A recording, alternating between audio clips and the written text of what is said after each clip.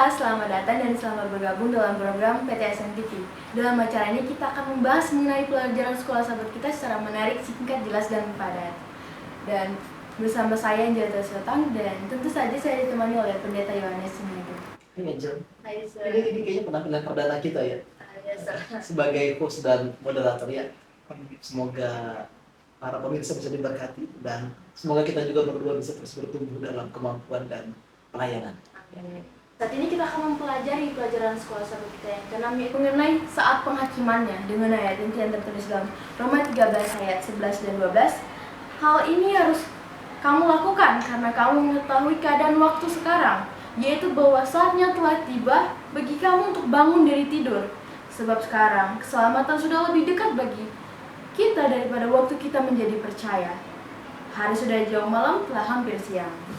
Sebelum memulai pembahasan kita ini seru, ada baiknya kita berdoa terlebih dahulu. Sering mungkin. Kita berdoa. Bapa yang bertata dalam kerajaan surga, pada saat ini Tuhan kami akan mendalami lebih jauh nubuatan yang ditemukan dalam Daniel 8. Biarlah dalam semua kerumitan dan keindahan nubuatan ini kami bisa menemukan rencana-Mu bagi umat Tuhan yang sisa di akhir zaman ini. Inilah permohonan kami dalam nama Yesus. Oh ya, Sir, bagaimana nih tanggapan Sir tentang pelajaran kita yang ke-6 ini? Ini ya tadi seperti yang saya bilang dalam doa, ini adalah satu pelajaran yang agak rumit dan juga kompleks karena kita kali ini fokus kepada satu nubuatan, yaitu mengenai nubuatan 2300 hari dari petang, dan saya pikir tidak banyak orang yang memahami secara mendetail apa isi dari nubuatan ini. Tapi sebelum Pak Pendeta bahas lebih lanjut, Pak Pendeta mau tanya, kira-kira kamu pernah nggak sih nonton film judulnya The Matrix? The Matrix? Nggak pernah, itu kayak film-film tua banget sih. Jadi The Matrix itu bicara tentang satu masyarakat ya, di mana mereka itu semuanya hidup dalam ilusi. Jadi mereka itu adalah hidup dalam satu dunia yang dikontrol oleh mesin. Karena pada waktu itu manusia ditaklukkan oleh mesin-mesin dan manusia itu dijadikan baterai-baterai hidup. Jadi karena kan manusia kan tubuhnya terdiri dari listrik kan. Jadi manusia itu dibuat di dalam tempat-tempat baterai gitu, dan mereka yang dipakai untuk mesin supaya bertahan hidup. Tapi karena mereka terhubung ke mesin, pikiran mereka itu hidup dalam satu realita buatan yang disebut sebagai matrix. Oke, jadi dalam intinya, dalam kata lain, mereka itu hidup dalam satu ilusi. Semuanya baik-baik saja, tapi ilusi. Itu makanya di dalam Matrix 1 dibuka dengan satu orang tokoh utama namanya Neo. Dia dikasih satu pilihan, mau pil, ada dua pil. Apakah pil yang membuat dia tetap hidup dalam kebahagiaan di alam Matrix, atau pil kedua, di mana dia bisa lepas dari semua ilusi dan berperang melawan mesin yang jahat itu. Oke. Mungkin kamu bingung ya kenapa saya buka dengan cerita ini ya. Ya, karena itulah kehidupan ya. Banyak dari kita menganggap bahwa hidup itu hanyalah sekedar mengejar harta semata-mata. Banyak dari kita berpendapat bahwa hidup itu hanyalah untuk sekadar memuaskan hawa nafsu saja, untuk membangun kebahagiaan demi diri sendiri. Tapi di balik semua egoisme dan juga dan sifat mementingkan diri, kita harus ingat bahwa semua kesenangan itu, semua kebahagiaan yang kita rasakan sebenarnya dibangun atas landasan perseteruan besar antara siapa? Yesus dan iblis. Dan perseteruan itulah yang menjadi tema dari Alkitab itu. Jadi kita nggak bisa sekedar hidup hanya untuk sekedar menikmati kehidupan. Kita juga harus sadar bahwa kita mempunyai peran di dalam pertempuran besar itu. Nah, pertanyaannya adalah, kita kira-kira tahu nggak apa yang sedang terjadi di balik ini? Ya, seperti sekarang kan semuanya kelihatan simple kan sekarang kan. Kita hanya berdua bicara, kita ngobrol-ngobrol. Tapi di balik presentasi yang kita tampilkan, di balik diskusi ini, semuanya simple kan? Tidak ya, kita banyak kendala, oke? Banyak tantangan. Jadi hal yang sama juga berlaku dalam kehidupan. Maukah kita melihat di balik layar dan menyadari bahwa perseteruan besar itu sudah terjadi? Nah, sekarang narasi apa yang kamu lihat di dalam Daniel 8? Perseteruan apa yang muncul di situ? Antara domba jantan dan juga kambing hitam. Oke, antara domba jantan dan kambing jantan. Sebenarnya nubuatan itu sangat menarik ya, karena kalau kita perhatikan ke belakang, kitab Daniel kan dibagi menjadi dua. Pertama adalah bagian dari buku yang ditulis dalam bahasa dalam bahasa Aramaik, dan bagian dari buku yang dimana kontennya itu ditulis dalam bahasa Ibrani. Itu agak-agak aneh kan jika satu buku ditulis dalam dua bahasa. Oke, kenapa demikian? Karena buku Daniel memiliki penekanan yang berbeda. Jadi kenapa ditulis dalam bahasa Aram? Karena Daniel 2 sampai 7 ini adalah bagian yang ditulis dalam bahasa Aram, itu ditujukan kepada bangsa-bangsa yang hidup di luar bangsa Ibrani. Itu makanya simbol-simbolnya kebanyakan rata-rata agak-agak random kan, ada singa, ada beruang, ada apa lagi? Ada macan tutul. Ini kan simbol-simbol yang dimengerti oleh bangsa-bangsa asing. Tapi begitu kita masuk ke Daniel 8, yang kita temukan adalah binatang apa? Pertama adalah domba, yang kedua adalah kambing. Dan kedua binatang ini mengingatkan kamu kepada apa? Tentang kerajaan. Bukan kerajaan sebenarnya. Oke, bukan. Tapi karena domba dan kambing merupakan binatang-binatang persembahan di Kana. Artinya kali ini Tuhan tidak berbicara kepada Daniel dalam kosakata yang luas. Kali ini pemilihan kata itu sangat spesifik. Seakan-akan dia berusaha supaya Daniel tahu bahwa ada pekabaran yang ingin Tuhan sampaikan mengenai nasib dan masa depan bangsanya. Jadi yang pertama itu adalah domba jantan. Ini yang domba jantan itu dia ada sedikit keanehan bahwa dua tanduknya itu lebih tinggi satu kalau nggak salah. Oke, kemudian dia menanduk ke barat, ke utara, dan ke selatan, dan tidak ada seorang binatang pun yang dapat menahan dia. Oke, dan dia membesarkan dirinya. Yang kedua adalah muncul kambing jantan. Dia melintasi seluruh bumi tanpa menginjak tanah. Ini agak aneh nggak sih? Ya, agak aneh gitu. Kayak terbang gitu kan? Iya. Ini kayak kereta cepat yang baru ditemukan sama Cina itu kan, dia ngambang. Tapi ini beda. Artinya apa? Kambing jantan ini berbeda dengan domba jantan yang agresif. Kambing jantan ini menguasai wilayahnya dalam tempo yang cepat. Oke, tapi tidak berhenti di situ saja. Dia menyerang domba jantan itu, dia menanduknya ke domba jantan itu dan dipatahkan kedua tanduknya, dan domba jantan itu tidak berdaya melawan dia. Dan kemudian, jadi dominasi domba jantan dikalahkan oleh dominasi kambing jantan. Dan setelah itu kambing jantan itu membesarkan dirinya. Tetapi pada ketika ia sampai pada puncak kekuasaannya, tanduknya patah. Dan 4 tanduk yang baru itu muncul.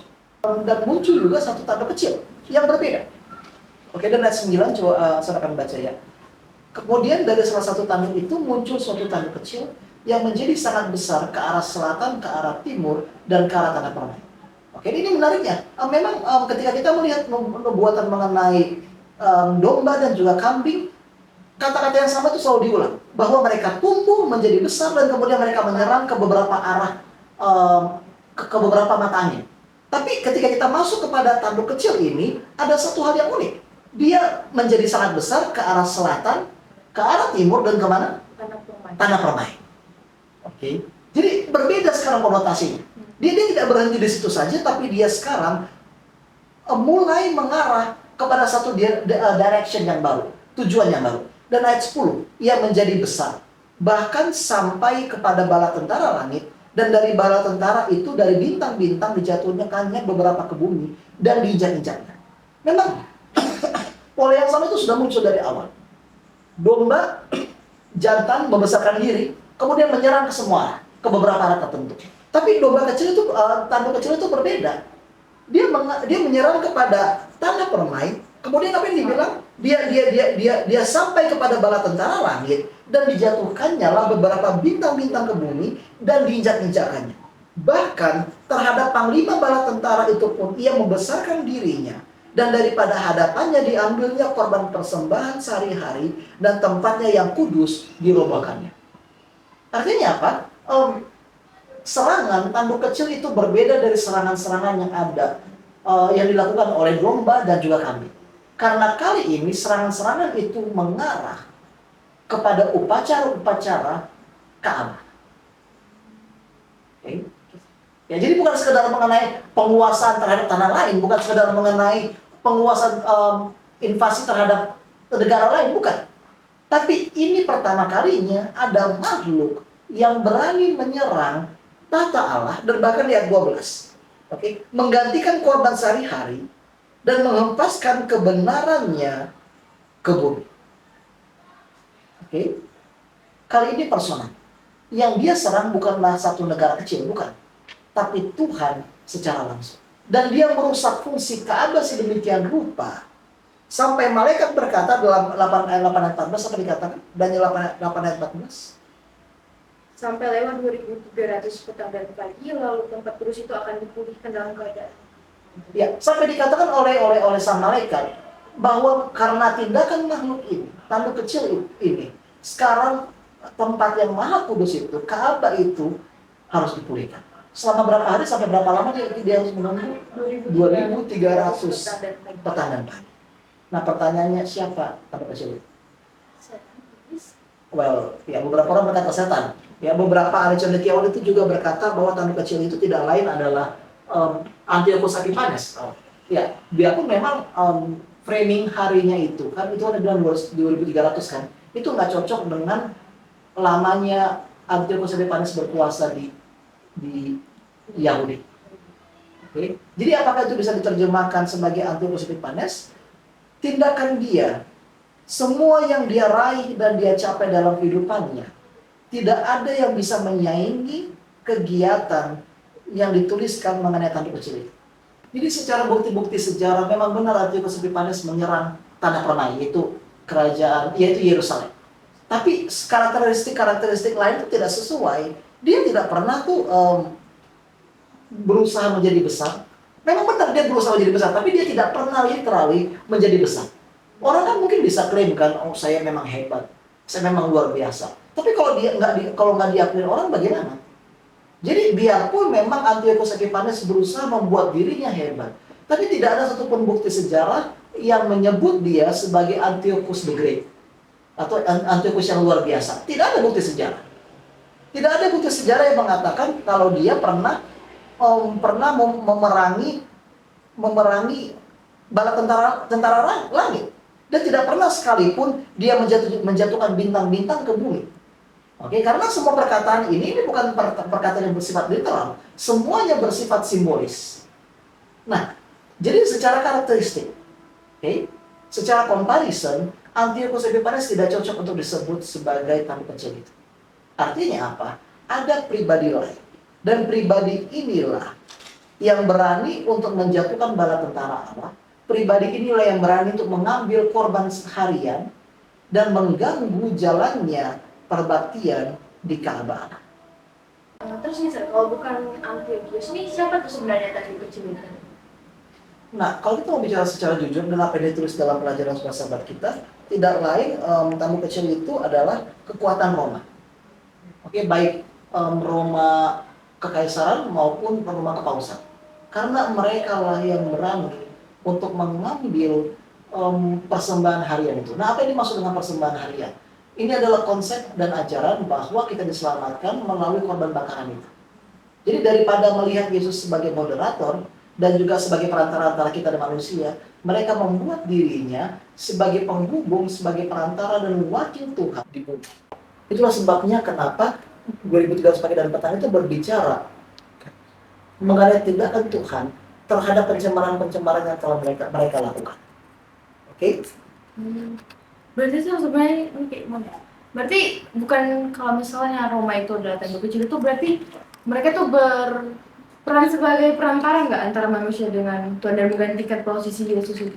Ya, kan itu memang kan mereka mengklaim seperti itu kan, bahwa ya pengampunan dosa, ada praktek-praktek pengampunan dosa, terutama ada konsep, ada juga kata-kata yang diucapkan ego te absolvo, aku mengampuni dosa-dosamu dalam nama Bapa, Anak dan Roh Kudus. Ini adalah kekejian di mata Tuhan. Karena tidak yang bisa satunya bisa mengampuni dosa itu adalah Yesus sendiri. Oke, melalui kuasa Roh Kudus. Oke. Jadi pelajaran kita pada pekan ini memberitahu kepada kita bahwa karena tindakan tanduk kecil itu butuh waktu 2300 pagi dan petang sampai bait Allah itu disucikan. Terus nih Sir, kan kalau kita lihat lagi ke pelajaran kita yang sebelumnya, kalau tubuh kita ini kan juga bait suci Allah dan Roh Kudus kan Sir. Ini ada nggak kaitannya juga dengan pemulihan bait suci yang tentang diri kita ini dengan yang akan terjadi nanti? Berbeda sih Angelita, karena kita melihat bait suci di sini kan secara profetikal kan, secara nubuatan. Sedangkan bait suci tubuh kita itu menjadi bait suci itu ada secara aplikatif. Itu berbeda. Dan ketika dikatakan bahwa setelah lewat 2300 pagi dan petang, maka Ka'bah itu akan disucikan, kita juga harus lihat bahwa sejak awal penulisan kitab Daniel 8, simbol-simbol bait suci itu sudah dimainkan secara kuat. Baik dari domba, kambing, oke, kemudian persembahan harian, ini adalah simbol-simbol bahasa bait suci. Dan ini menunjukkan bahwa bait suci di sini tidak refer kepada penyucian tubuh kita, bukan. Tapi bait suci real yang ada di surga. Berarti bait suci itu yang ada di surga. Yang di surga. Artinya apa? Karena perilaku setan di bumi ini, maka ada konsekuensi surga juga terdampak oleh kegiatan, oleh aktivitas dosa yang ada di bumi. Itulah sebabnya setelah 2300 pagi dan petang, maka Ka'bah itu akan disucikan. Nah pertanyaannya, kenapa bait suci itu, Ka'bah itu harus disucikan?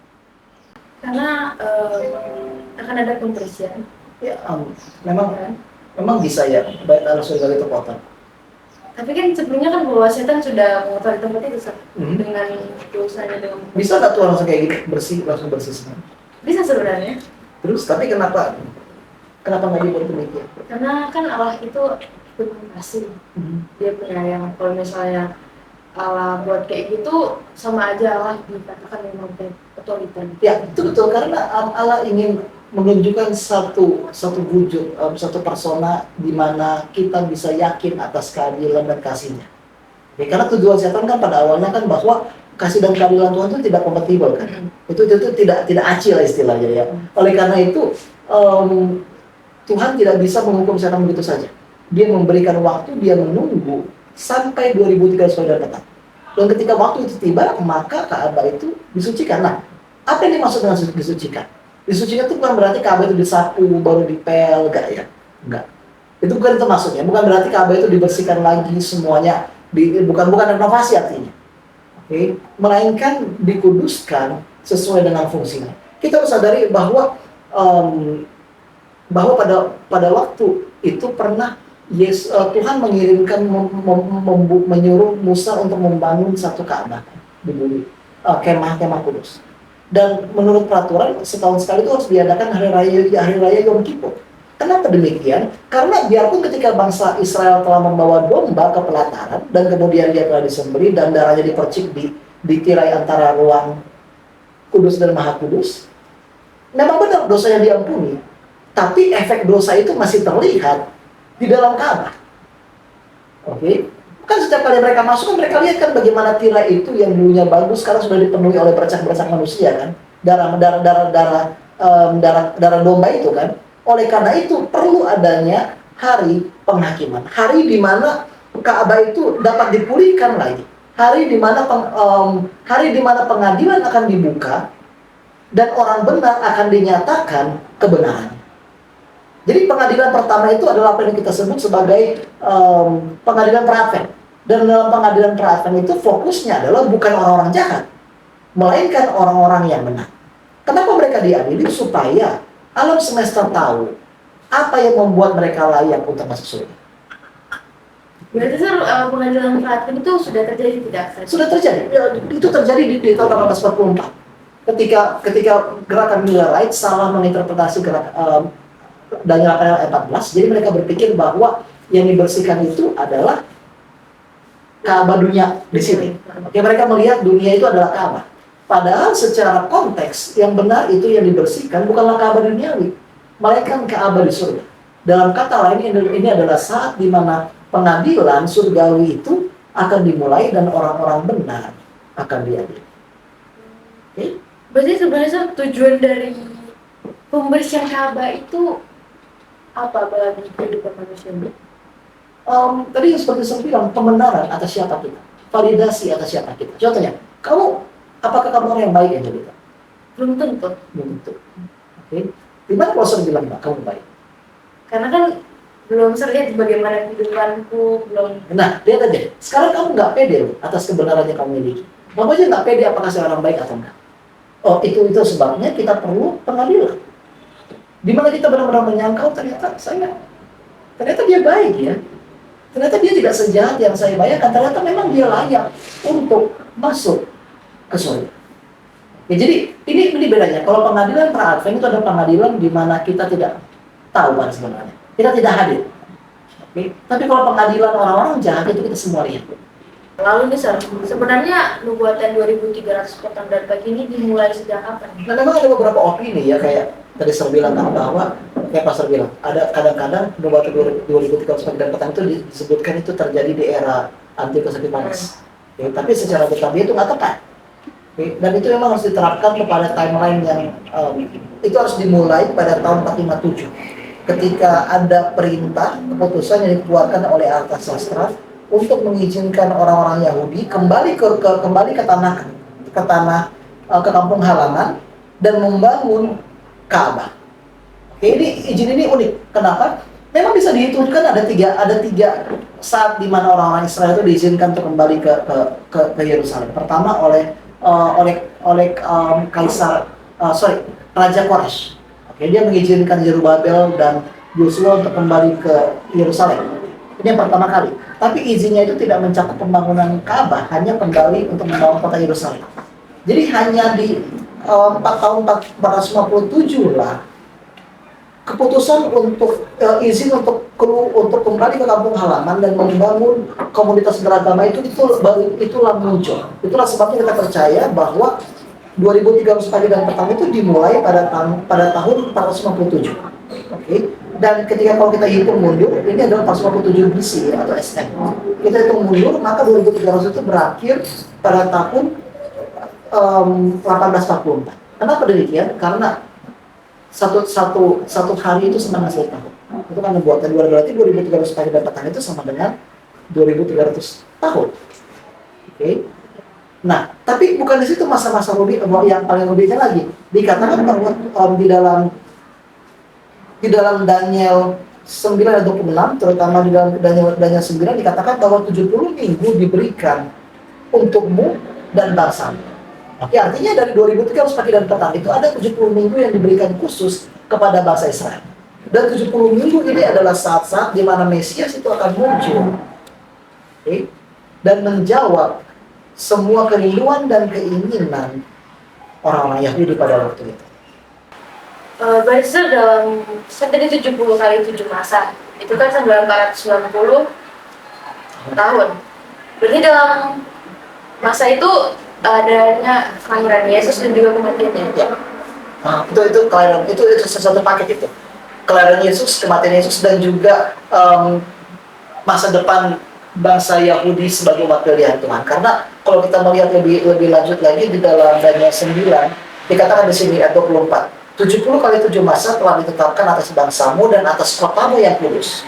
Oke, ini menarik, kotamu yang kudus. Untuk apa saja? Untuk melenyapkan kefasikan yang pertama, untuk mengakhiri dosa, yang kedua, untuk menghapuskan kesalahan, yang ketiga, yang keempat, untuk mendatangkan keadilan yang kekal, untuk menggenapkan penglihatan dan nabi, dan yang terakhir untuk mengurapi yang maha kudus. Oke, itu menarik gak sih ketika muncul kata-kata maha kudus di sini? Menarik banget, sir. Ya, karena maha kudus itu, mengurapi maha kudus itu, inilah kata yang berasal dari kata Mesias atau yang diurapi. Ini menandakan bahwa pada masa itu, yang 70 minggu itu, disinilah Mesias itu akan muncul, dan umat Tuhan dan masa Yahudi harus memilih apa yang akan mereka perbuat kepada sang Mesias tersebut. Oke?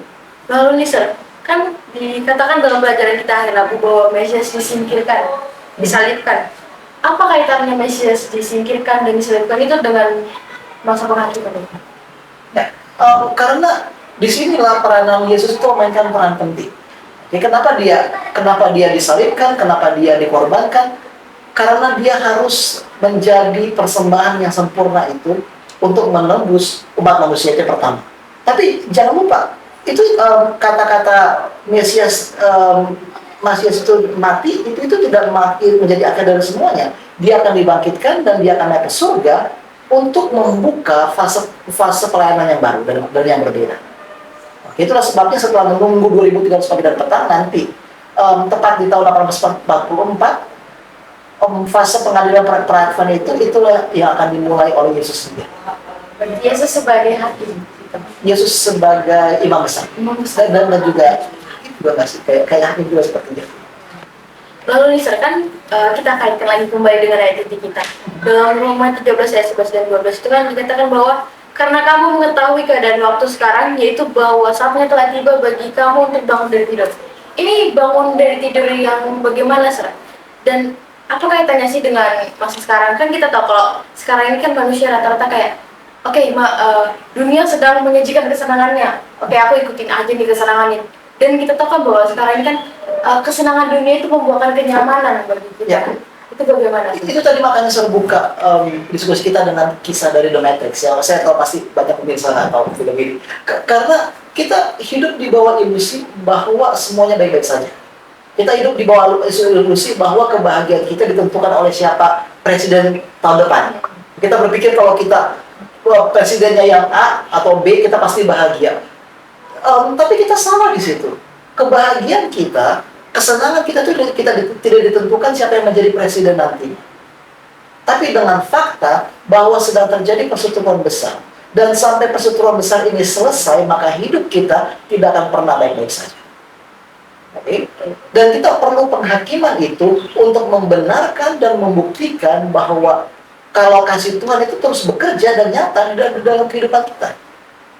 Begitu.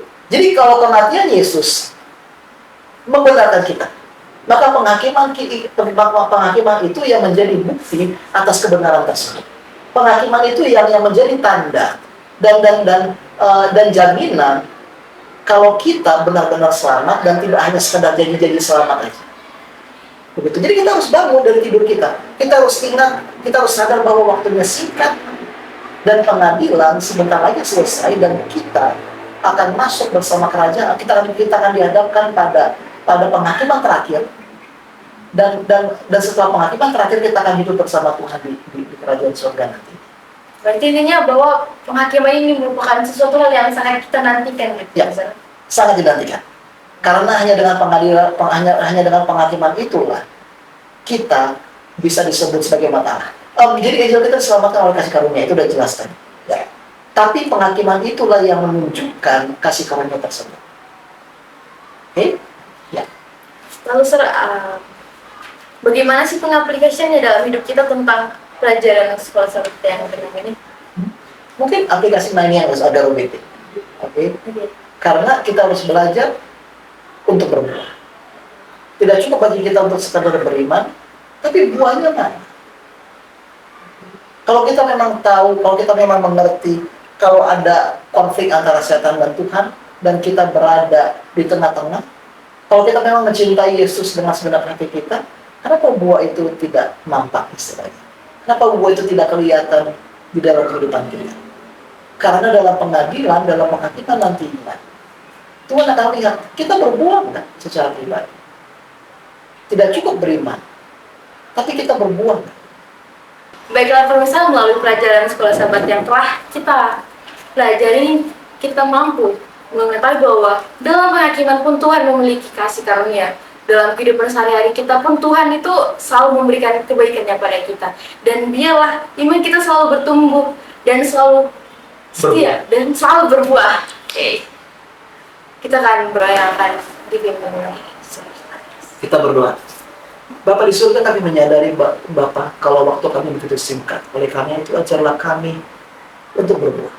Pastikanlah kami siap untuk menghadapi penghakiman itu. Dan ketika kami berhadapan dengan tahta-Mu, ketika Engkau melihat kehidupan kami, Engkau bisa berkata dengan yakin bahwa setiap dari kami adalah anak-anak-Mu.